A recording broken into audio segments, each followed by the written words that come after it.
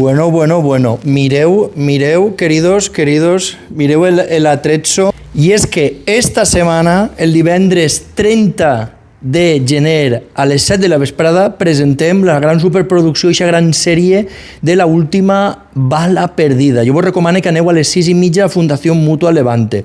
Però així hem preparat en Detalles pa Adularte una sèrie d'atrezzo i de productes exclusius, tant de la sèrie com de la mítica frase anem de convoixar. Porque, Mila, ¿qué tenemos por aquí? Exacto, pues cogiendo la típica frase, como bien has dicho tú, pues las tazas han salido así. Toma, mira qué guapa, anem de convoixar.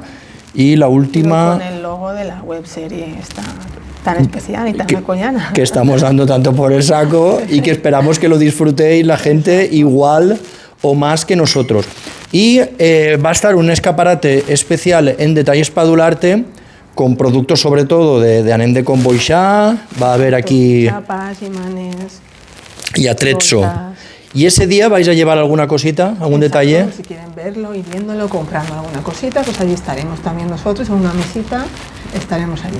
Per muntar el tinglao. Perquè sabeu que la frase és internacional, anem de convoixar, i d'ahí va néixer aquesta gran superproducció, la última bala perdida. Pero el mismo viernes, o bien si hay productos, o bien incluso la gente podéis apuntar por si después vienen a la tienda o cualquier cosita. Por tema de espacio tampoco podemos llevar mucha cosa, pero bueno, habrá que si quiere alguien llevárselo, pues también, y si no, ya luego en tienda. Perfecte. Claro, una pequeña muestra, I recordeu-se'n, que anem de convoixar, de convoixos, el divendres a les 7 en la Fundació Mutua Levante. Repetix que a partir de les 6:30 de l'Espram està la Rafael de Somos Monos en el fotocall, on fire, perquè pugueu fer-se fotos en els actors, en l'equip tècnic. Han muntat un fotocall que aneu a flipar.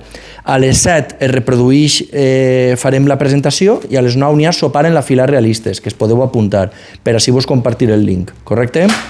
Queridos, la última bala perdida.